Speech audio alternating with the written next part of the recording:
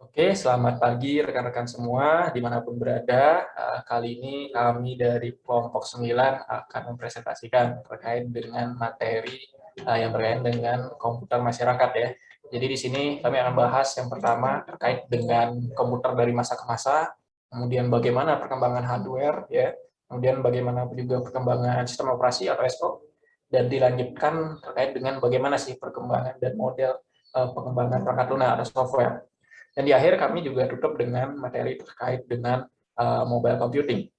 Nah, sebelum lanjut, mungkin ada baiknya kita perkenalan dulu.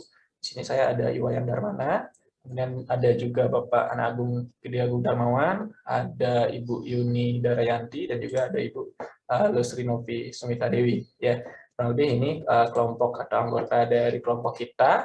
Kita mungkin akan lanjut ke sesi selanjutnya ya, yang akan dibawakan oleh Pak Agung. Thank you. Oke. Om Swastiastu, dari tiang dari kelompok 9 akan mempresentasikan terkait komputer dari masa ke masa. Perkenalkan, tiang Anak Agung Degung Darmawan, salah satu dari kelompok 9. Sebelum menjelaskan penggolongan alat pengolahan data, seperti yang ditampil di layar, mungkin sekilas kita ingin ketahui bersama, di mana sebelum komputer diciptakan, berapa buah peradaban tertua di dunia telah mengenal huruf, angka, tulisan, dan perhitungan matematis. Jadi peradaban-peradaban tua tersebut mungkin kita ketahui bersama, antara lain daerah Tiongkok, Mesir, India, dan Yunani, di mana bangsa-bangsa maju pada masa peradaban kuno ini menggunakan kemampuan mereka dalam hal menulis, membaca, dan melakukan perhitungan matematis manual untuk menciptakan sejumlah alat dan inovasi. Nah, seiring dengan makin dikenalnya angka dan perhitungan matematis, maka bangsa-bangsa ini pun mencoba menciptakan alat bantu untuk menghitung manual. Ya, yang pertama berarti kita ketahui bersama adalah alat bantunya untuk perhitungan manual. Nah, di sini kita lanjut penggolongan alat pengolahan data, di mana dapat terlihat yang pertama itu dimulai dari peralatan manual, yaitu peralatan pengolahan data yang sangat sederhana, dan faktor terpenting dalam pemakaian alat adalah menggunakan tenaga tangan manusia, yaitu peralatan manual, kemudian bergeser ke peralatan mekanik, yaitu peralatan yang sudah berbentuk mekanik yang digerakkan dengan tangan secara manual.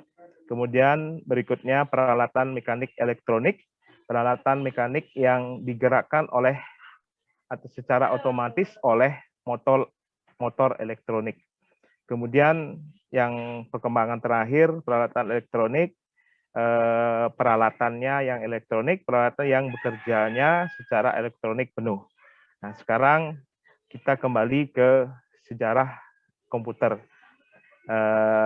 Secara umum, yang bisa garis bawahi bahwa sejarah perkembangan komputer itu kita dapat bagi dalam 2 tahap, di mana dari apa yang telah baca itu garis besarnya adalah sebelum tahun 1940 atau sebelum Perang Dunia, dan setelah tahun 1940 yaitu setelah Perang Dunia II.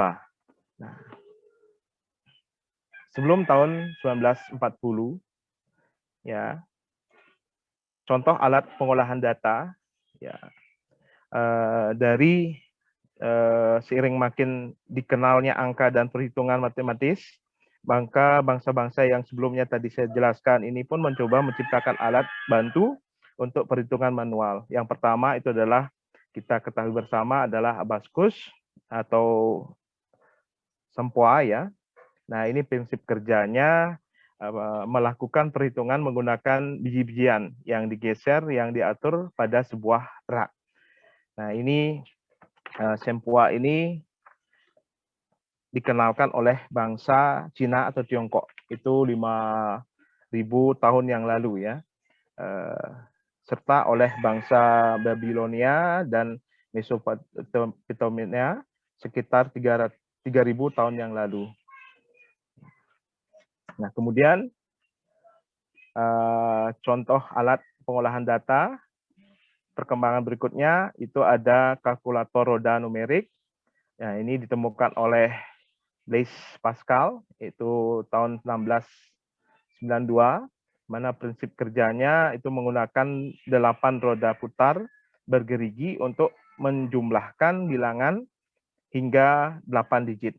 Alat ini merupakan alat penghitungan bilangan berbasis 10.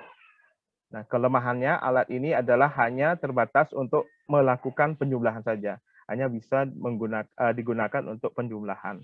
Pengurangan, perkalian, dan pembagian tidak bisa digunakan untuk kalkulator roda numerik. Kemudian berikutnya perkembangan ada kalkulator roda numerik 2, itu ditemukan oleh Gottfried Wilhelm von Leibniz, itu tahun 1994, 2 tahun kemudian itu kalkulator roda numerik itu berkembang dan yang kedua ya. Nah, kemudian ada kalkulator mekanik ditemukan oleh Carles Xavier Thomas de Colmar. Ya, ini prinsip kerjanya melakukan penjumlahan, pengurangan, perkalian, dan pembagian. Itu sudah ada perkembangan tidak hanya di penjumlahan, tapi ada pengurangan, perkalian, dan pembagian. Sudah bisa digunakan alat kalkulator mekanik untuk berikutnya. Nah, ini tadi untuk mesin penghitungan de Colmar. Kemudian ada Bitbig Analytic Engine. Ya, dalam ciri-ciri fisiknya pasti masih bisa kita lihat masih besar. Nah, setelah tahun 1940 itu dibagi menjadi 6 generasi komputer ini. Setelah tahun 1940 kita bisa lihat yang pertama, komputer generasi pertama ya, yang memiliki prinsip kerja itu menggunakan tabung vakum untuk memproses dan menyimpan data. Nah, generasi pertama ini kita ketahui bersama karena menggunakan tabung vakum, ya komponen utamanya adalah vakum tube ya. Nah, kemudian pemrograman itu machine language ya. Kemudian konsep stroke programnya dengan memori utama yaitu magnetic core stroke ya. Kemudian simpanan luar itu magnetic tape dan magnetic disk. Nah, itu untuk generasi yang pertama. Nah, ukuran fisiknya sudah kita ketahui bersama ya, pasti besar dan ruangannya luas. Itu komputer generasi pertama. Itu cepat panas sehingga butuh pendingin yang banyak. Nah, kemudian prosesnya kurang cepat, tidak seperti yang generasi sekarang pastinya ya. Kapasitas simpanannya kecil, kemudian membutuhkan daya listrik yang sangat besar. Nah, ini orientasinya untuk aplikasi bisnis pada saat itu. Ini contoh komputer generasi pertama, yaitu ENIAC Electronic Numerical Integrator and Calculator. Nah, ini dirancang oleh Dr. John Maclay dan Presper Eckert pada tahun 1946. Nah, kemudian ada EDVAC ya. Ini penggunaan tabung vakum juga kemudian sedikit demi sedikit dikurangi di dalam perancangan komputer di mana proses penghitungan menjadi lebih cepat dibandingkan ENIAC yang sebelumnya. Yang lanjut, kemudian ada dari generasi pertama ada EDSAC, di mana pada saat ini sudah diperkenalkan penggunaan raksa atau merkuri dalam tabung untuk menyimpan data. Nah, yang berikutnya ada Univac 1 komputer pada tahun 1951. Itu dari Dr. Moxley juga, dan Exert menciptakan Univac 1, Universal Automatic Calculator, komputer pertama yang digunakan untuk memproses data perdagangan. Nah, inilah komputer pertama yang digunakan untuk memproses data-data perdagangan, yang namanya Univac 1. Nah, kemudian kita lanjut ke komputer generasi kedua, nah, di mana prinsip kerja pada tahun 1948, penemuan transistor sangat mempengaruhi perkembangan komputer, di mana transistor itu menggantikan tabung vakum yang sebelumnya di televisi, radio, dan komputer. Transistor ini mulai digunakan di dalam komputer mulai pada tahun 1956. Komputer generasi kedua ini menggantikan bahasa mesin dengan bahasa assembly ya. Nah, itu menjadi ciri khas dari generasi kedua. Ya, kemudian mungkin dari kapasitas memori sudah cukup besar dengan perkembangan dari magnetic core stroke dan dapat menyimpan puluhan ribu karakter.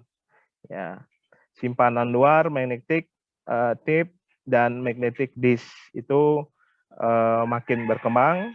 Kemudian dari karakteristik dilihat dari ukuran itu makin lama makin mengkecil. Nah, dari intinya untuk generasi kedua itu ukurannya lebih kecil dari generasi satu. Proses yang dilakukan lebih cepat, nah, sedikit daya listrik, kemudian orientasi tidak hanya untuk bisnis saja, kemudian bisa juga untuk teknik. Itu untuk generasi kedua. Nah, ini komputer generasi kedua. Komputer DEC PDV 8. Ya. Nah, ini komputer generasi kedua seperti yang disampaikan tadi. Ya, bahasa pemrogamnya Common Business Oriented Language atau COBOL, dan formula translator atau Fortran itu mulai umum digunakan. Nah, kemudian saya lanjutkan ke generasi ketiga. Ini di Jack Kilby, ya, itu seorang insinyur dari Texas Instrument, itu mengembangkan sirkuit terintegrasi atau IC ya, IC Integrated Circuit. Nah, di tahun 1958, IC ini mengkombinasikan 3 komponen elektronik dalam sebuah piringan silikon kecil yang terbuat dari pasir kuarsa. Nah, kemajuan komputer generasi ketiga lainnya adalah penggunaan sistem operasinya atau operating systemnya sudah mengalami kemajuan yang mungkin dapat dikatakan sangat pesat ya pada saat itu. Nah, generasi ketiga ini dapat menerima dan mengeluarkan suara yang sebelumnya belum. Nah, kemudian untuk processingnya itu bisa dikatakan sudah multi processing dan multi programming ya. Untuk penyimpanan luar bersifat random access, yaitu disk magnetik dan kapasitasnya besar untuk generasi ketiga. Nah, karakteristiknya bisa kita sampaikan lebih cepat dan lebih tepat untuk akurasinya. Kemudian kapasitas memori ya pasti lebih besar dari zaman ke zaman, dari masa ke masa. Kemudian penggunaan listriknya lebih hemat. Kemudian kemampuan melakukan komunikasi data dari satu komputer ke komputer lainnya sudah bisa untuk koneksi dan komunikasi. Ya, itu generasi 3. Kemudian generasi keempat, atau awal 80-an. Nah, ini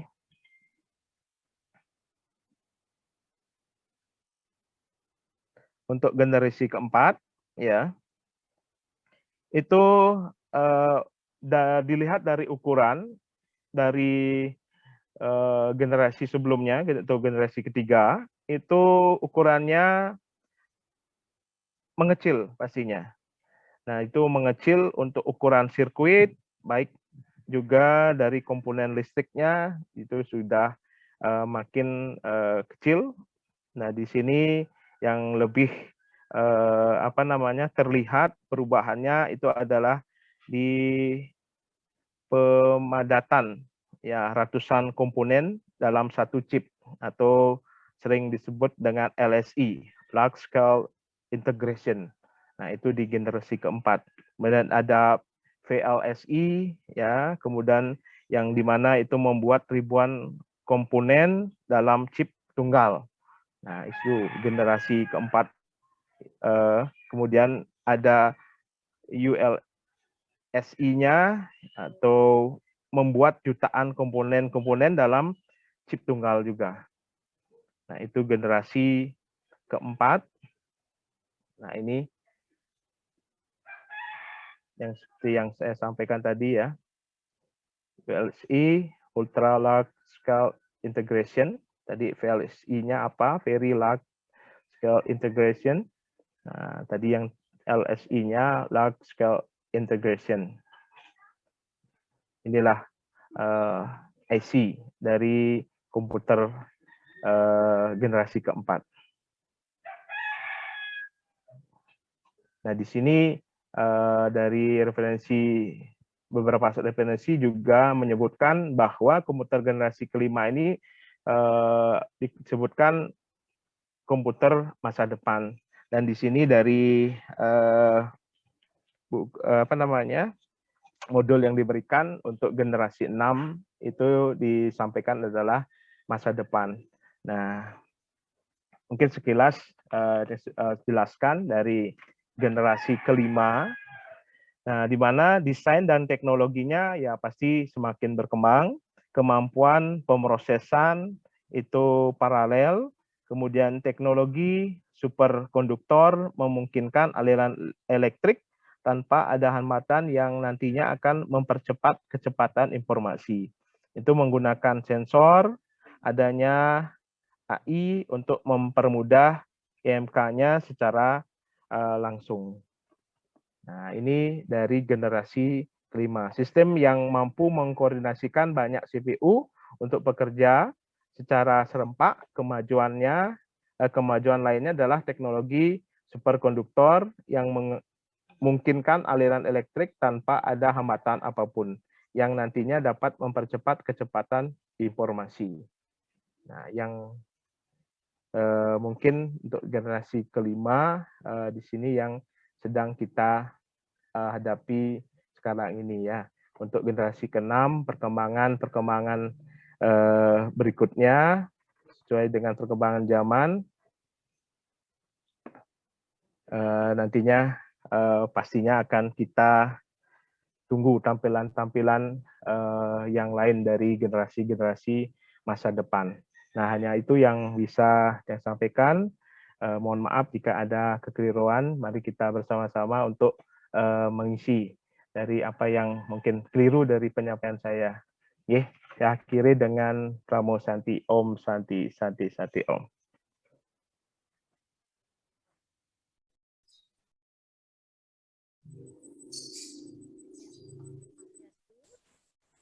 Terima kasih atas waktunya. Saya sekarang akan melanjutkan materi selanjutnya, yaitu perkembangan hardware. Perkembangan perangkat keras komputer, hardware, turut mempengaruhi perkembangan komputer dari waktu ke waktu. Komputer generasi pertama dan kedua memiliki ukuran yang sangat besar, boros listrik, namun memiliki kemampuan komputasi yang rendah. Komputer generasi kelima yang kita gunakan saat ini memiliki ukuran yang semakin kecil dengan beragam pilihan bentuk, hemat listrik, maupun memiliki kemampuan komputasi yang makin baik. Hal ini tidak dapat lepas dari adanya inovasi di sisi hardware, terutama tabung vakum, transistor, integrated circuit, mikroprosesor, dan artificial intelligence. Selanjutnya, penemuan tabung vakum. Tabung vakum menjadi komponen utama penggerak pada komputer generasi pertama. Pemakaian tabung vakum menjadikan komputer generasi pertama berukuran sangat besar, hingga mencapai satu ruangan. Selain berukuran besar, komputer generasi pertama yang menggunakan tabung vakum juga boros energi listrik dengan kemampuan komputasi yang sangat rendah.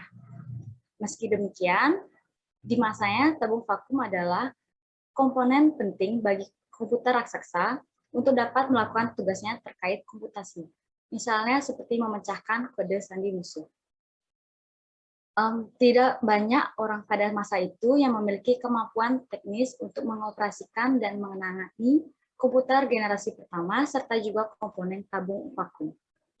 Untuk melakukan pemeriksaan dan penggunaannya, dibutuhkan lebih dari satu orang teknisi komputer yang bekerja bersama untuk melakukan pengecekan pada mesin komputer dan operasi yang dilakukannya. Untuk kemudian mencatatkan secara manual ke kertas atau buku secara teliti. Tabung vakum merupakan sebuah alat penguat sinyal yang terdiri atas komponen dioda dan trioda. Di dalam komponen dioda terdapat anoda dan katoda yang berfungsi untuk proses elektronik.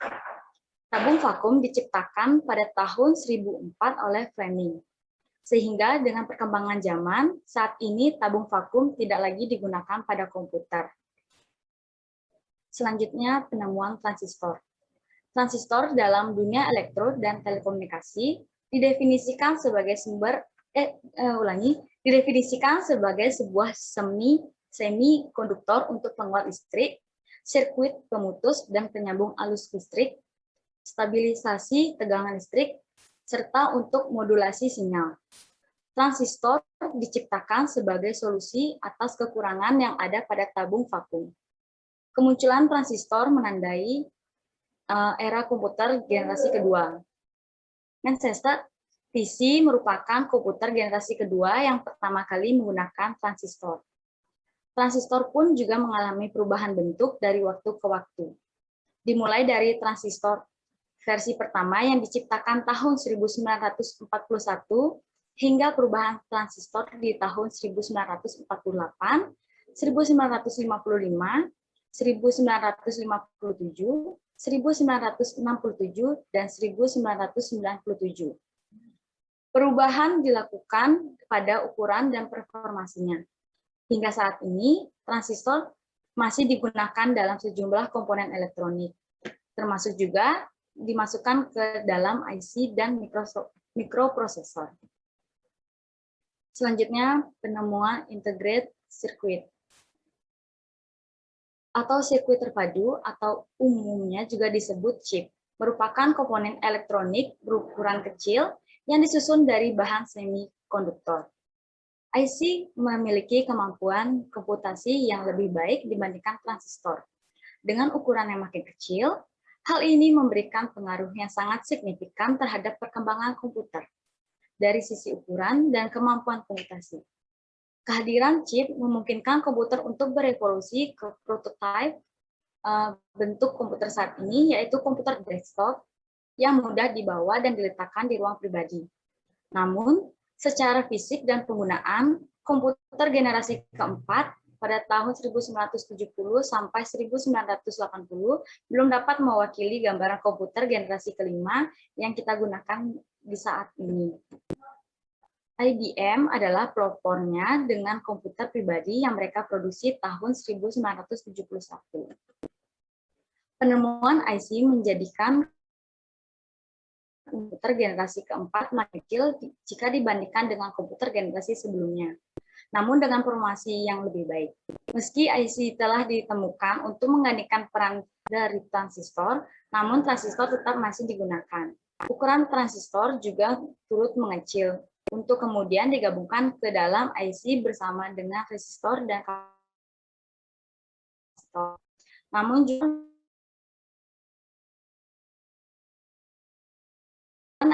IC juga biaya produksi komputer serta peningkatan jumlah produksi komputer pribadi.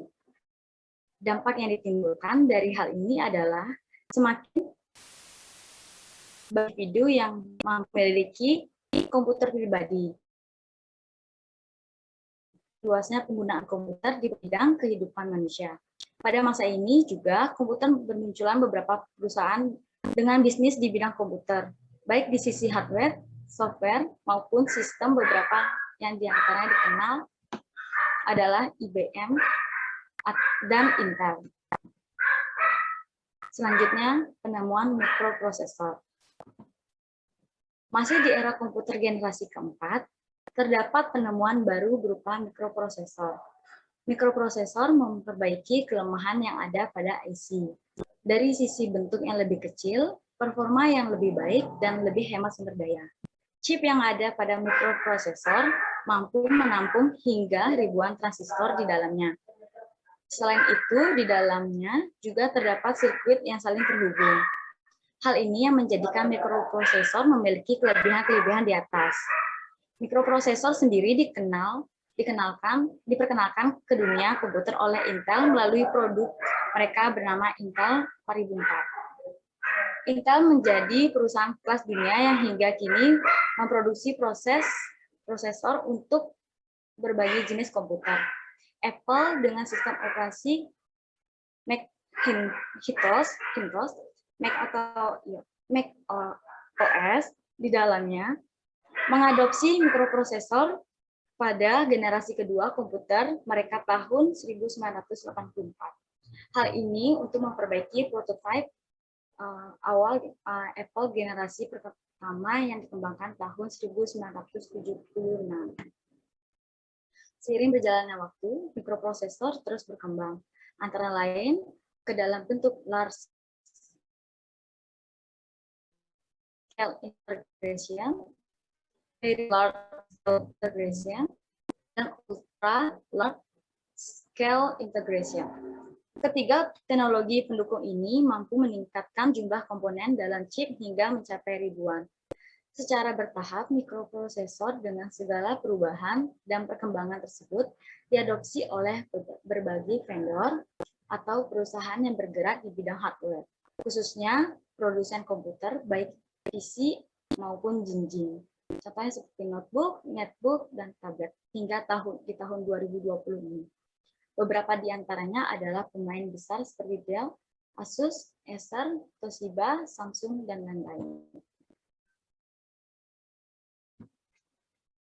Selanjutnya, penerapan artificial intelligence.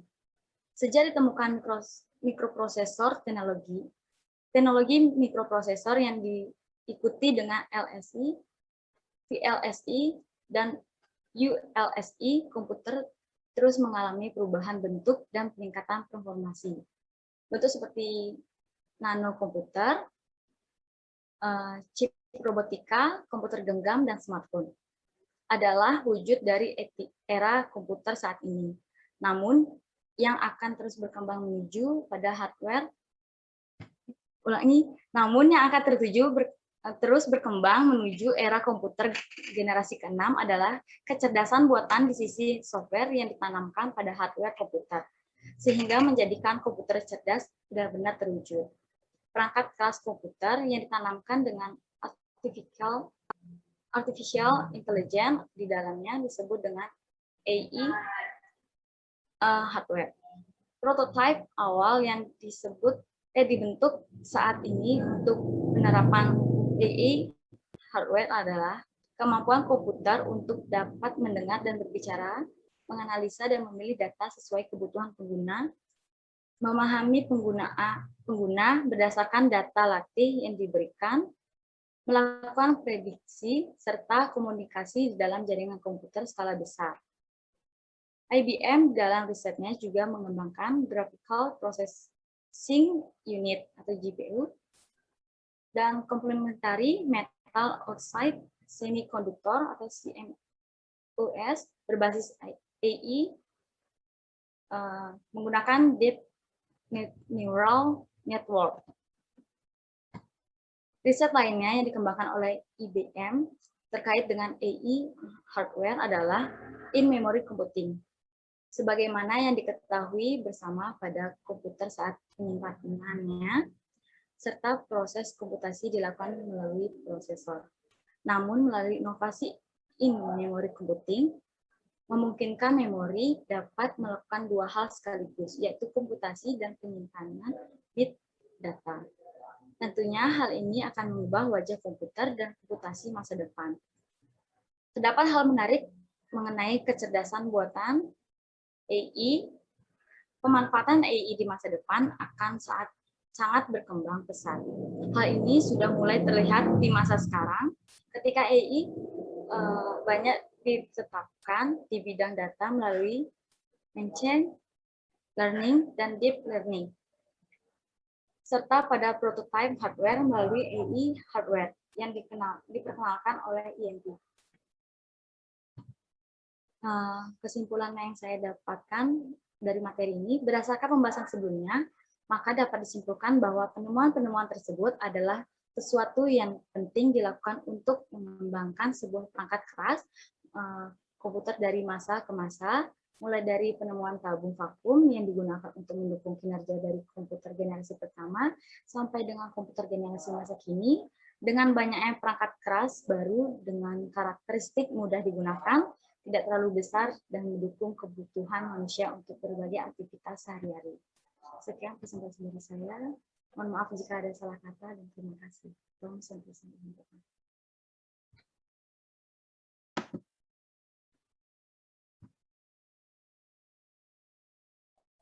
Baiklah, Om Swastiastu. Ini di sini kami dari kelompok 9. Untuk pertemuan kali ini saya akan membahas itu mengenai perkembangan sistem operasi, ya.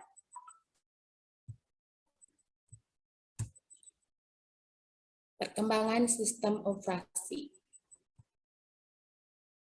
Untuk perkembangan sistem operasi, di mana di sini sistem operasi itu merupakan perangkat lunak dari komputer atau software yang berfungsi untuk mengendalikan perangkat komputer atau hardware dan software lainnya, di mana sekaligus merupakan jembatan penghubung antara pengguna dengan komputer.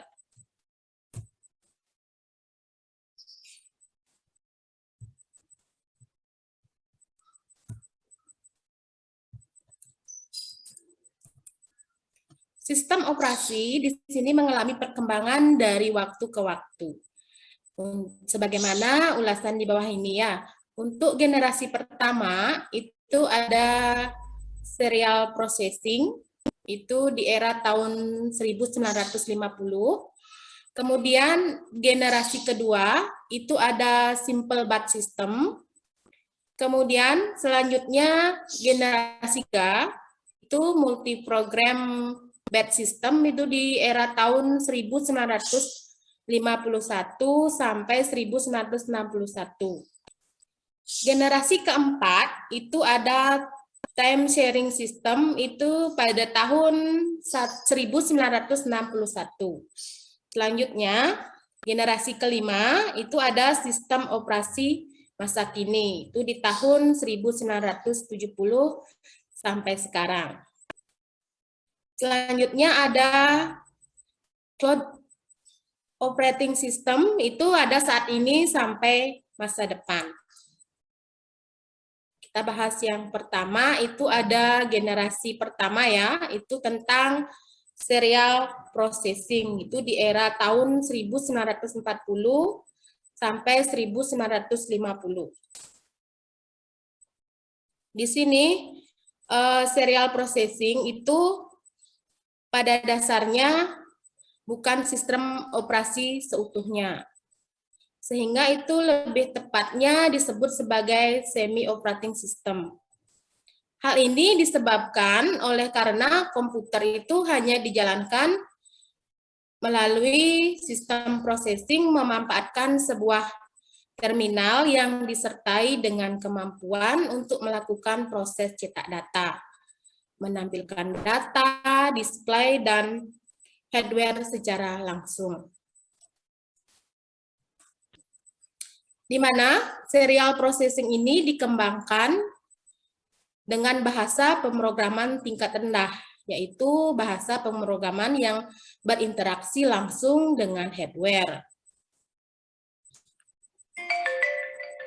Adapun pemanfaatan komputer dan sistem operasi serial processing ini pada masa ini lebih diutamakan. Selanjutnya, itu di tahun 1950. Ini juga disebut dengan programming yang merupakan sistem operasi perbaikan dari serial processing.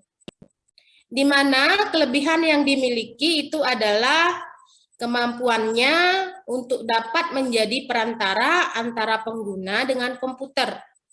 Pemanfaatan pita magnetik untuk melakukan job dari suatu aplikasi pada sistem operasi. Sementara kekurangan mendasarnya adalah ketidakmampuannya untuk mengerjakan sejumlah tugas ataupun job atau aplikasi secara bersamaan atau sekaligus.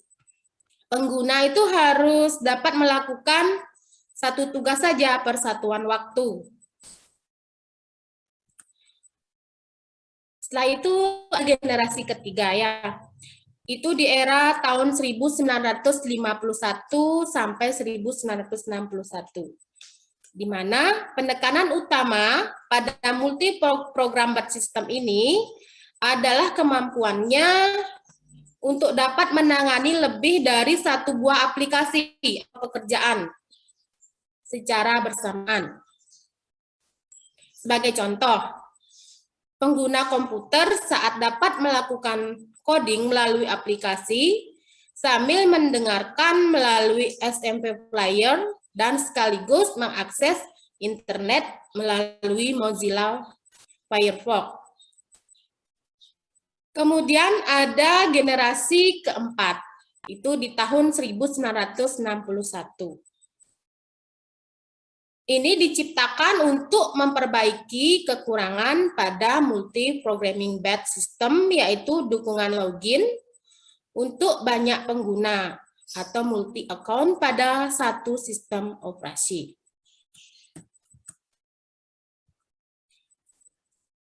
Generasi kelima itu sistem operasi masa kini di era tahun 1970 sampai sekarang.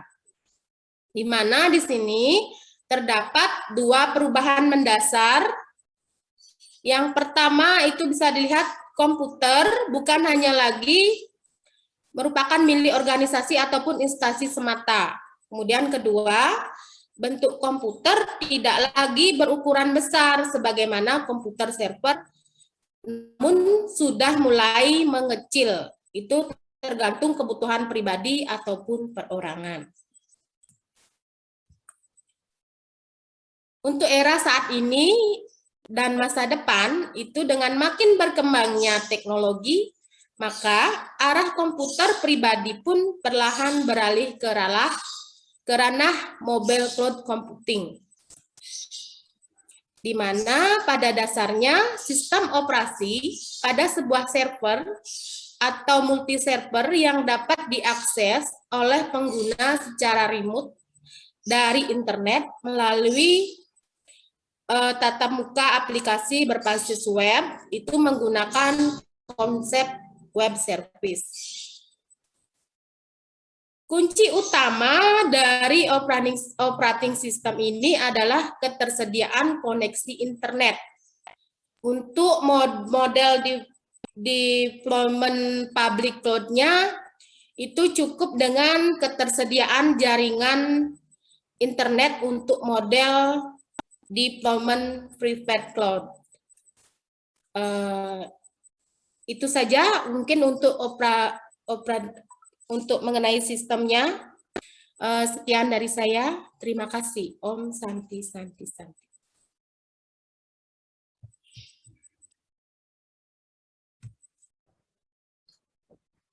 Oke, selamat pagi semua. Izin melanjutkan terkait dengan pembahasan materi komputer masyarakat. Ya, di bab ini kita akan bahas terkait dengan bagaimana perkembangan dan model pengembangan software yang ada saat ini. Ya, jadi secara umum memang perkembangan software itu kalau kita menilik dari sisi hardware ya, zaman dulu itu semua base-nya adalah CLI atau Command Line Interface. Jadi kalau teman-teman pernah lihat tampilannya hitam putih, nah itu kita sebut sebagai Command Line Interface. Nah, jadi teman-teman bisa bayangkan bagaimana sebuah aplikasi yang misalnya aplikasi kasir ya di minimarket ya, itu kalau di entry dia hanya pakai keyboard, tidak pakai mouse. Jadi masih command line interface. Misalnya kita mau entry data harus ketik F1, F2, F3 dan keyboard lah hanya secara fungsional. Nah, zaman itu belum ada istilah user interface, itu belum ada. Jadi dari perkembangannya itu semua menggunakan CLI atau command line interface. Dan memang zaman itu secara programming itu full ya, dalam artian langsung ke mesin melakukan pengkodean. Oleh sebab itu memori yang digunakan juga masih minim. Jadi mungkin dalam satuan kilobyte ya. Nah, jadi kebutuhannya masih kecil ya. Beda dengan sekarang yang mungkin sampai gigabyte ya. Nah, ketika secara komputer itu masuk ke era yang komputer pribadi ya, seperti yang dijelaskan tadi, generasi keempat, ya secara sistem operasi juga mengikuti kan juga ya. Nah, jadi mulai ada istilah namanya GUI atau Graphical User Interface ya. Misalnya kalau di Apple ada Macintosh OS, kemudian ada juga dari Microsoft ada Windows juga. Itu kan kita bisa lihat ya. Ketika kita ngeklik menu A, munculnya apa. Ketika kita ingin ngetik ada MS Word.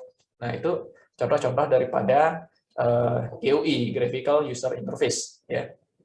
Nah, ini contohnya ada beberapa.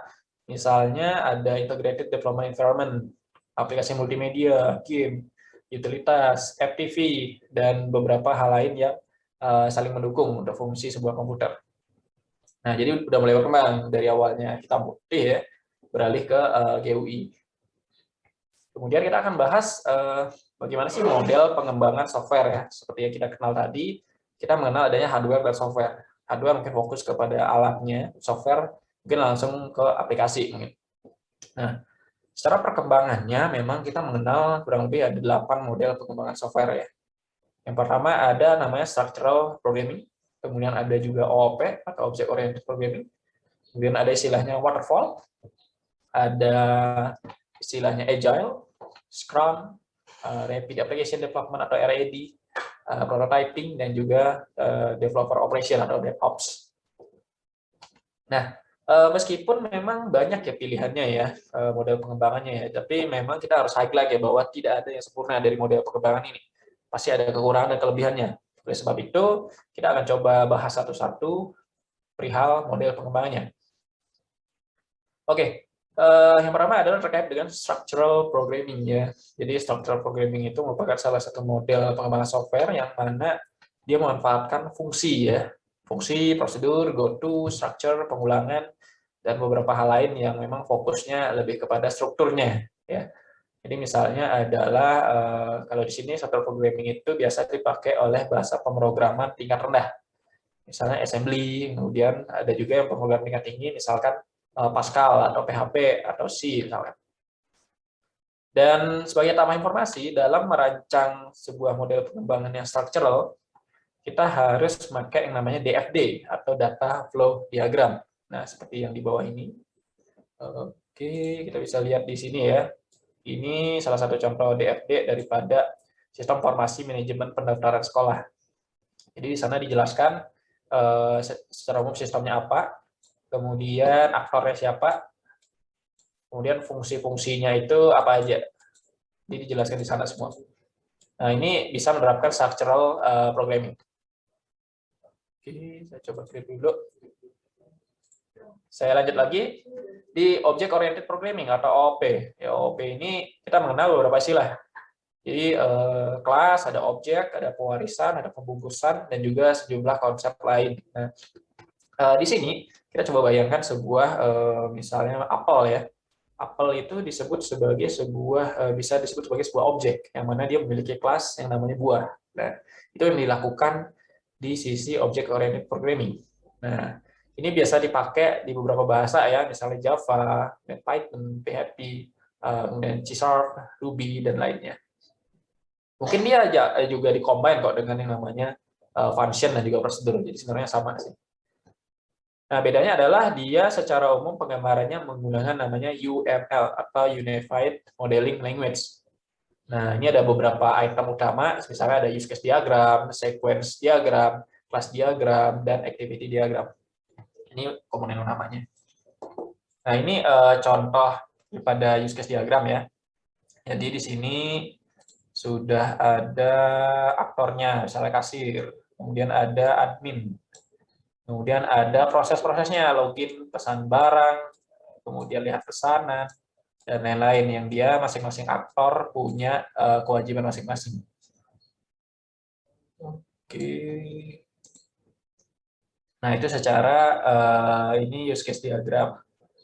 Ini ada sequence diagram. Jadi sequence diagram itu adalah bagaimana dia menggambarkan proses daripada satu sistem. Jadi misalnya dari orang pesan, kemudian dia masuknya ke proses apa, dan balik lagi ke user itu sendiri. Jadi sequence dia prosesnya. Ini salah satu contohnya. Selanjutnya kita akan bahas terkait dengan waterfall. Jadi waterfall itu merupakan salah satu metode pengembangan yang ya bisa dibilang jadul ya, karena mungkin sudah dikenalkan dari 1970 nih terkait dengan metodenya. Nah, tapi dalam daurnya itu ada kita juga mengenal namanya SDLC atau Software Development Life Cycle. Ya, jadi di sana ada kurang lebih mungkin ada 5 ya secara tahapan ya. Misalnya yang pertama adalah requirement analysis. Jadi bagaimana kita melakukan analisa terkait dengan kebutuhan atau scope dari project yang kita kembangkan. Itu yang pertama. Kemudian dari sisi desain. Jadi bagaimana kita membuat desain daripada sistemnya ya, kayak tadi kita bahas ada UML, kemudian ada DFD dan juga IRD misalkan. Jadi kita rancang dulu sistemnya. Dan yang ketiga adalah terkait dengan development. Jadi development itu kita sudah mulai integrasi, sudah mulai melakukan pengkodingan, sudah integrasi ke database juga, dan menggunakan teknologi yang kita rancang di sana. Ini udah masuk di development. Di testing, jadi di testing ini kita dari software yang sudah dibuat, kita lakukan pengujian teman-teman. Jadi jangan sampai ada issue, ada bug, atau flow yang tidak sesuai dengan rancangan awal. Jadi bisa pakai black box testing ataupun user acceptance testing dari sisi pengguna. Dan di akhir ada maintenance ya, dari ketika sistem sudah live, sudah mengudara istilahnya ya, itu kita harus lakukan maintenance berupa pemeliharaan, perawatan, perbaikan bugs, upgrade ya, dan juga cycle-cycle lain yang dibutuhkan. Nah ini contohnya, jadi waterfall ya, jadi requirement analysis, design, development, testing, dan juga maintenance. Nah contohnya adalah seperti pengembangan pada model software yang tadi ya, sistem informasi untuk sekolah misalkan. Nah itu bisa gunakan contoh juga. Saya akan lanjut ke agile. Jadi agile itu apa ya istilahnya? Dalam artian kan tidak ada sistem yang istilahnya atau model pengembangan yang sempurna ya. Oleh sebab itu agile hadir untuk mengatasi kekurangan itu yang dimiliki waterfall, yakni terkait dengan skala project yang sifatnya besar ya. Orang-orang rata-rata akan menggunakan agile. Nah, kenapa? Karena skala project yang besar akan mengakibatkan asumsi itu banyak di pengembangan. Oleh sebab itu, beberapa pengembang menggunakan agile supaya mereka dapat feedback dari user langsung dan langsung diperbaiki.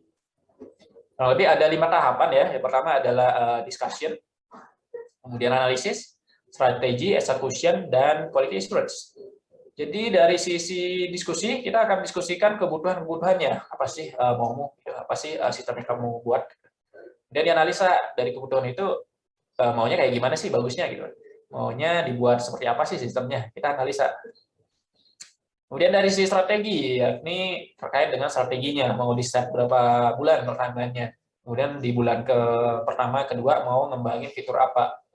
Nah itu juga di-set di strategi. Okay. Kemudian ada execution. Jadi dari perencanaan bla bla bla bla bla yang tadi itu langsung kita buat sistemnya ya secara berkala. Dan kita juga perlu melakukan quality assurance testing. Jadi sistem yang sudah dibuat diuji dulu sesuai dengan standar software yang ada ya. Oke, saya lanjut. Nah, di sini ada Scrum. Nah, ini mungkin kombinasi dari waterfall dan juga agile. Ada lagi turunannya yakni Scrum. Jadi dia memiliki kelebihannya apa ya kira-kira? Jadi dari sisi struktur pengembangannya rapi ya. Nah, memang ada sih kekurangannya, misalnya dia tidak mampu menangani proyek software skala besar karena strukturnya kaku ya tadi ya di sisi waterfall ya. Nah, sebab itu kalau agile dia memiliki kelebihan dari sisi fleksibel ya, jadi tidak harus strict dari awal sampai akhir. Nah, tapi dia tidak mampu memecah proyek software besar ke dalam beberapa sub atau potongan kecil. Nah, ini challenge-nya nih, kan software-nya gede nih, sistem informasi sekolah misalnya. Nah, tapi dia nggak bisa mecah sistem itu ke yang lebih kecil misalnya, atau sistem misalkan Samsat misalnya itu kan gede tuh. Nah, itu dia nggak bisa mecah ke software yang lebih kecil. Sebab itu Scrum hadir dengan beberapa tahapan, yakni ada istilahnya product backlog, di mana pengguna atau pemilik produk membuat daftar keinginan. Jadi dia, lu butuh apa misalnya, ya udah dimasukkan item ke sana. Dan prioritas paling atas adalah yang prioritas paling utama, ke product backlog. Kemudian ada sprint backlog, yakni melakukan perencanaan untuk urutan teratas yang dipilih. Jadi misalnya tadi kita udah buat product backlog-nya adalah fitur terkait dengan pembayaran misalnya.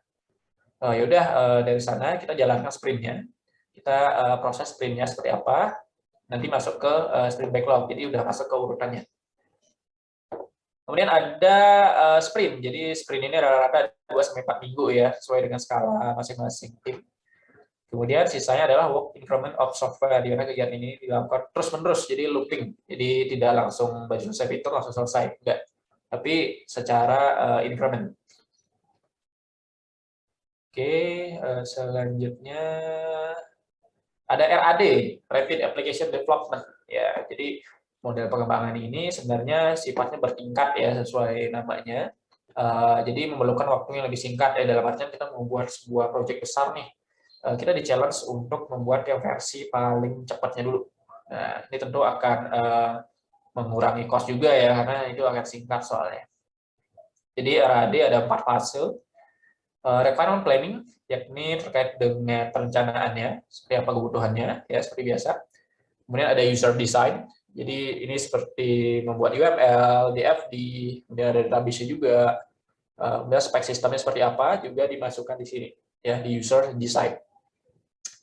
Kemudian ada construction, yaitu implementasi daripada desain yang sudah disepakati, baik itu codingnya seperti apa, testingnya seperti apa, kemudian bahasa pemrogramannya seperti apa, metode pengujiannya seperti apa. Ini masuk di fase construction.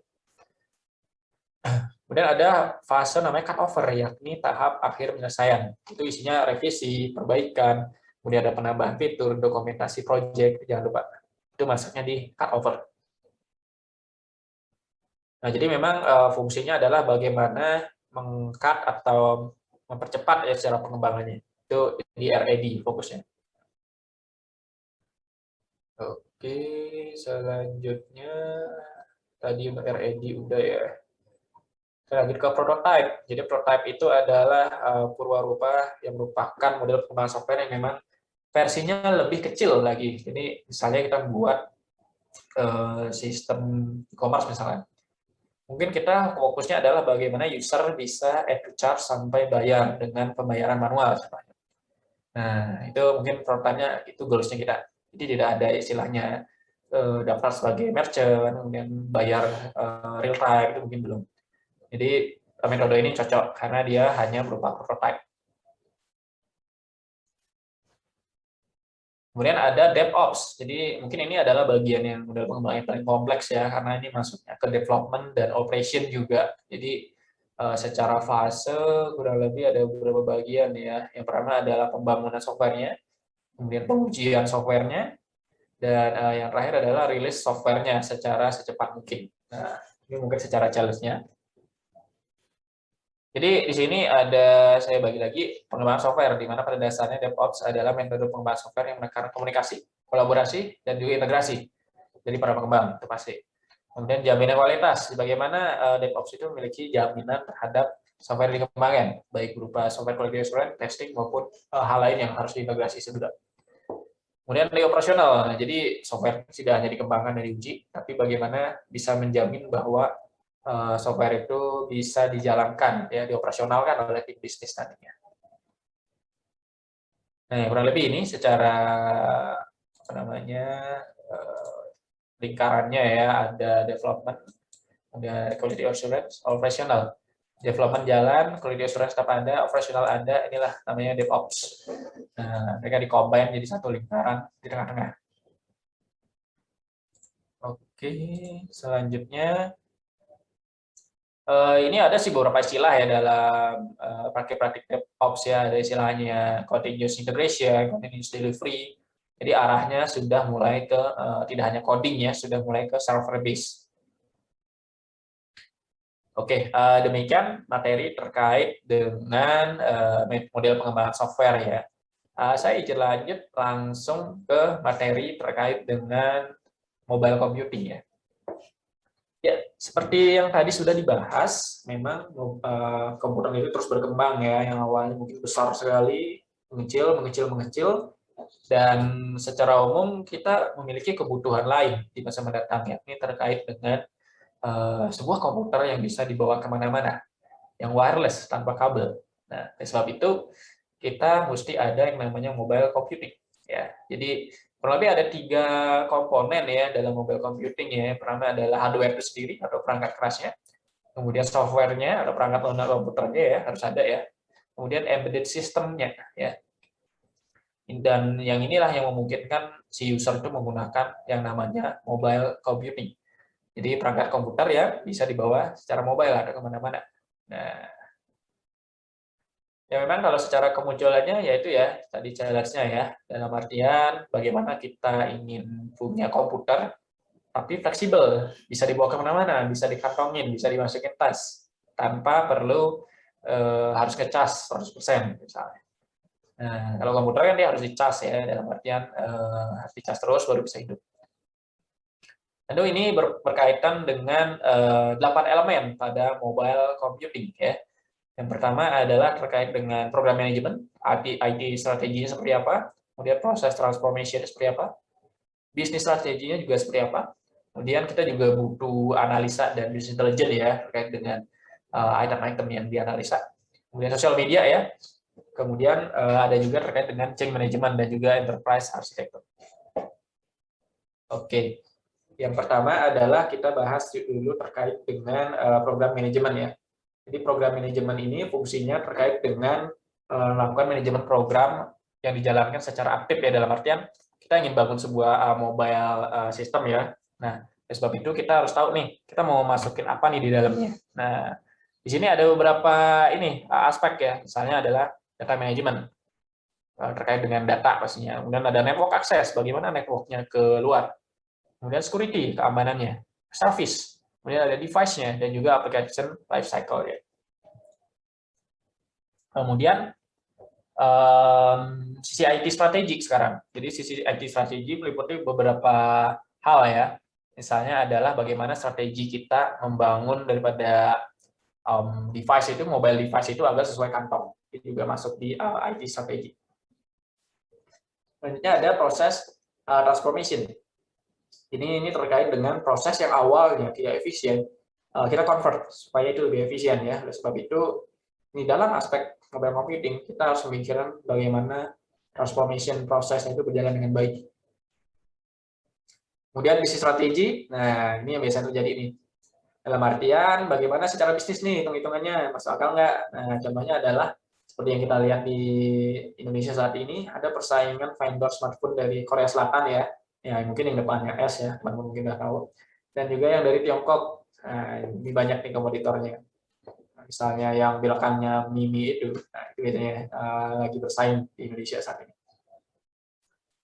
Kemudian analitik dan business intelligence, jadi user ketika kita pakai smartphone atau mobile device, itu sebenarnya kita ada data-data pribadi yang tersimpan di sana. Misalnya terkait dengan email, kemudian data email, nama, kemudian umur mungkin ya. Nah, itu bagaimana analisa dan business intelligence-nya bisa diolah supaya menjadi insights bagi vendor nantinya. Kemudian sosial media, karena ini kita saling terkoneksi ya dengan orang lain di luar, juga dipikirkan. Kemudian change management. Change management merupakan upaya-upaya dilakukan oleh organisasi terhadap adanya perubahan ya, dalam artian di masa mendatang bisa aja kebutuhan mobile ini tidak seperti sekarang. Oleh sebab itu, sebagai vendor kita harus memikirkan bagaimana ketika ada perubahan kita harus bagaimana misalnya. Nah, seperti sekarang misalnya dulu kameranya mungkin cuma satu dulu ya, nah, cuma sekarang udah sampai 4 kamera, mungkin ada yang mau ngembangi ke 5 kamera, nanti kita nggak tahu. Jadi menyesuaikan dengan kebutuhan yang ada. Selanjutnya kita juga pikirkan terkait dengan enterprise arsitekturnya ya. Jadi sebuah device harus memikirkan bagaimana agar secara arsitektur itu tetap enterprise ya. Jadi mau digunakan oleh user apapun tetap oke. Nah, ini secara elemennya kurang lebih ada 8 ya, sudah kita bahas tadi. Kemudian ada mobile computing pada Android. Jadi salah satu sistem operasi yang terkenal sekarang adalah di Android ya. Ini dikembangkan oleh Google. Ini secara umum ada pesaingnya ya. Sekarang ada namanya iOS, itu dari Huawei juga ngembangin kemarin. Jadi banyaklah secara komponen-komponen atau OS sisi mobile computing. Oke, ini secara umum. Secara umum ada 3 unsur utama mobile computing. Nah, ini menurut Wavell dari Association for Computer Machinery atau ACM. Mobile computing itu kurang lebih ada 3 komponen ya. Yang pertama adalah mobile software itu sendiri, ya. Aplikasi apa nih yang mau kita pakai? Apakah Instagram, TikTok, Facebook, Word mungkin di dalamnya. Itu harus dipikirkan. Kemudian hardware-nya seperti apa? Apakah kameranya 4, kameranya 5? Juga dipikirkan. Dan yang menjadi unik adalah mobile device harus memikirkan mobile communication-nya. Karena HP itu harus ada provider-nya juga. Nah, ini apakah 5G, 4G, itu juga harus dipikirkan. Nah, ini kurang lebih elemennya. Kemudian apa sih faktor pembatas ya terkait dengan penggunaan mobile computing saat ini? Nah, kurang lebih ada beberapa ya, yang misalnya nih terkait dengan bandwidth jaringan, bisa aja ya, karena kan dia bergeraknya pindah-pindah ya, itu akan berbeda jaringan masing-masing daerah. Kemudian standarisasi keamanannya juga beda-beda tiap device. Kemudian konsumsi sumber energi. Ini kan tiap orang juga beda-beda ya. Ada yang sukanya main game, ada yang sukanya mungkin cuma chatting, itu kan beda secara konsumsi energi atau dayanya. Ini juga harus dipikirkan. Kemudian terkait dengan intervensi sinyal dan gelombang lainnya, ini juga perlu dipikirkan, dan interaksi pengguna melalui tatap muka juga dipikirkan supaya secara aplikasi itu tidak terlalu bikin sakit mata misalnya. Oke, dari sisi kendala mungkin demikian ya secara umum. Jadi mobile computing itu adalah bagaimana kita memindahkan yang namanya dari komputer yang besar itu ya ke yang sifatnya 3 tadi itu, dalam artian software-nya bagus, hardware-nya oke, kemudian saling terkomunikasi ya. Oke, demikian materi terkait dengan mobile computing. Sebagai penutup, mungkin saya akan langsung tutup pembahasan ini. Semoga apa yang kami bahas di kelompok 5 berguna bagi rekan-rekan semua, dan mohon maaf apabila ada kesalahan kata akhir kata. Saya ucapkan terima kasih atas perhatian rekan-rekan semua.